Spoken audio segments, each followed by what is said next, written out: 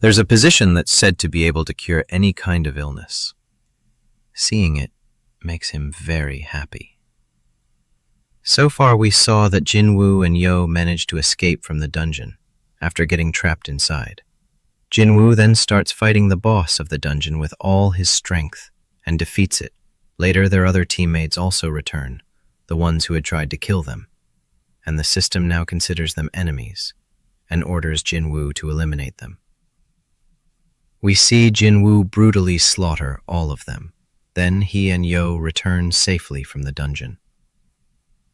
After this, we see a person reporting Jinwoo's case to a higher-up. He says, "They really defeated the boss and made it out alive. If you find this suspicious, you're welcome to investigate it yourself. But here's the strange part. There's a survivor who also survived the double dungeon earlier, and his name is Jinwoo." The biggest concern? One of the dead hunters this time was Hwang Dongsoo. Isn't he the brother of Hwang Dongsoo? That's seriously alarming. Then we see Jinwoo return home and bring groceries for his sister. Seeing this, she's very happy and says, "That's quite unusual. You're spending so much money lately. And last time you weren't even injured during the mission. On top of that, you earned a lot of money too. Were your teammates really that strong?" Jinwoo nods and thinks. Defeating them was easy.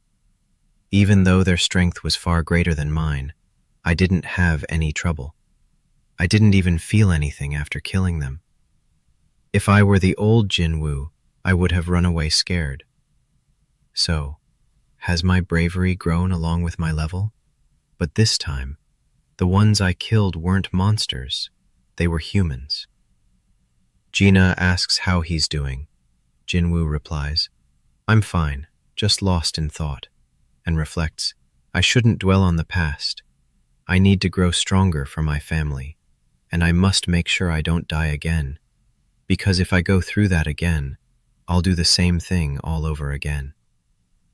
Later, as Jinwoo is drinking beer, the system shows him a notification. He doesn't understand it and takes the beer can into his room. He drinks more and says, "No matter how much beer I drink, this system doesn't let me get drunk. Is this some skill effect?" Jinwoo tells him that Yo called. Jinwoo goes to meet Yo at a cafe, where he says, "I didn't expect to meet you so soon. You saved my life, so I wanted to thank you. You helped me a lot, even gave—" Yo replies, "That's because they were the ones who attacked us first. You acted in self-defense. But why did you call me here today?" Jinwoo responds, "I want to build my own organization." Before Yo can finish his explanation, Jinwoo refuses and says, "I don't want to be involved with some rich brat and his daddy's money." But after Yo pleads repeatedly, Jinwoo finally agrees to listen. Yo says, "I want to create an organization where I'll be the leader of the hunters. To get a license, a hunter must complete at least 20 missions. That last mission was my first one. I've studied a lot to grow the company, so I'll clear the written exam. But I'm not good in combat." Jinwoo interrupts. "Your father owns Yojin Construction, and you're his second son. So why do you want to do all this?" Yo replies, "I'm doing this for the company. Dungeons are dangerous but full of rare treasures like magic gems and mana crystals. If we find a high-rank beast, we can even craft equipment from its body. That means we can profit from dungeons." Jinwoo asks, "So your plan is to create a team of hunters to conquer dungeons for your profit?" Yo replies, "Exactly. My father even wants to recruit an S-rank hunter to lead the organization. My brother will be vice commander to run it like a company. There are only 7 S-rank hunters in the country. Baek Yunho hasn't joined any guild and is retired. So, are you planning to poach S-rankers from other guilds? That'll get you into trouble." Yo says, "My brother doesn't have any power, so he can't be a leader. I want to gain experience and become the leader. And if you want to keep your powers hidden while doing missions, you'll need teammates too. For my father, it would actually look better if I complete missions with an E-rank hunter instead of a high-rank one. It'll prove I'm capable on my own. I think you're either E-rank or slightly above that right now. If I team up with the wrong person, they could become a threat to me, so teaming up with you is the safest option. Then Yo shows Jinwoo his plan and promises to pay him 30 billion won. Jinwoo thinks, he's offering me 30 billion won for just 19 C-rank missions, and that too before completing them. If I'm the only one in this world who can level up, this story might unfold a little differently. If I keep leveling up like this, I might even reach S-rank or beyond one day. And if that happens, then 30 billion will be nothing. Right now, I don't even fully understand this leveling system, so teaming up with anyone is a huge risk.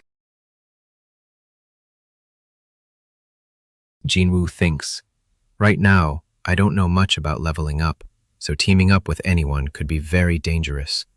So Jinwoo rejects Yo's offer and starts to leave. But Yo shouts, "Wait! If you help me, I promise I'll keep your secret forever." Jinwoo gives him a sharp stare, and Yo immediately goes silent. Jinwoo walks away. Meanwhile, we see Hwang Dongsoo's brother, Hwang Dongsoo, requesting information about the survivors from his brother's last mission. His secretary brings him the documents. Dongsoo says, "My brother was killed." Then he asks his secretary, "Laura, what happens if I kill someone in another country?" She replies, "If that country handles hunter crimes internally, you'll be punished by their laws. Otherwise, you'll be punished according to your own country's laws. But if one government contacts another, some negotiations may happen." He says, "Change my schedule. If we do this, it'll disrupt the functioning of the entire organization. But I don't care. I want this scheduled immediately. I just hope that Hunter Yo and Hunter Jinwoo are still alive by the time I get there." The next day, we see Jinwoo jogging in the park with his sister. He asks, "What would you do if you had 30 billion won?" She replies, "First, I'd pay Mom's medical bills. Then I'd pay my school fees. After that, I don't know. That's just too much money." Jinwoo says, "You're right," and jogs off. Later, while finishing his run, Jinwoo notices that even after 10 kilometers, the system records an extra kilometer. He realizes the system is tracking all his stats and pushes himself harder. He ends up doubling his performance stats, and the system upgrades his daily task into a secret task. As a reward, he's offered a third option, Blast Random Loot Box or Cursed Random Loot Box. He chooses the Blast Random Loot Box, which gives him a key to a new dungeon. A notification appears. This is the key to the Demon Castle, an S-rank dungeon. Inside, you can obtain the Elixir of Life, a potion that can cure any disease. Jinwoo becomes very excited. That night, he visits his mother and thinks, "If this Elixir of Life can really cure any disease, then I must go get it." Jinwoo arrives to open the S-rank dungeon and thinks, "This is an S-rank dungeon. That means the magic beasts inside will be like the ones in Jeju Island. Even S-rank hunters couldn't handle them easily." He enters the dungeon, nervous, and says, "If anything goes wrong, I'll use this teleportation stone to escape." Then a monster appears, the gatekeeper of the Hell Gate. Jinwoo says, "If I hesitate now, everything will end. I have to become even stronger." He activates his skills and charges at the monster, but no matter how many times he attacks, he tries using a sword skill, but the monster disables it and throws him far, badly injuring him. His health keeps dropping with every attack. Then a notification pops up. The monster has used race spell All its abilities will remain at 100% for the next 3 minutes. The monster attacks again, cutting Jinwoo's health in half. Jinwoo uses full recovery and counterattacks, but it still has no effect. The monster throws him again and continues attacking, reducing his health even more. When his health drops below 30%, his willpower skill activates, helping him successfully hide from the monster. Jinwoo thinks, thoughtful. The system keeps warning me at critical moments to prevent my death. I just have to survive 3 minutes, but that seems impossible. Resolved, I'll have to use the teleportation stone. But just then, the monster attacks again, knocking the teleportation stone out of his hand. Jinwoo hides once more, his health now critically low. He panics. Panicked. What do I do now? Desperate. If it hits me again, I'll die. He checks his inventory and finds a healing potion. He buys 3 bottles for 900 gold coins, but notices each bottle only restores 100 HP. Then he sees a poison bottle from a previous dungeon. Drinking it will reduce physical damage, but damage is... Still, Jinwoo doesn't give up.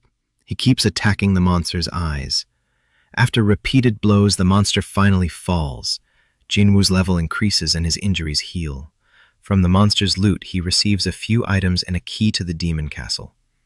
He also finds the recipe for the Elixir of Life, which requires 3 rare items, all located inside the demon castle. Jinwoo thinks, after this battle, I finally know my current level. If I go into that castle now, I'll definitely die. But I swear, I will come back. My thoughts on today's episode. Honestly, it's starting to feel a bit repetitive. The fights aren't as exciting anymore because we kind of know what will happen. Jinwoo enters a dungeon, fights a monster, levels up. It's getting a little too predictable. However, there's still a lot about the system that hasn't been explained yet, so hopefully the story becomes more interesting in the future. But if every episode continues like this, Jinwoo enters, fights, and wins, it might get boring after a few episodes. Anyway, what do you think? Let me know in the comments.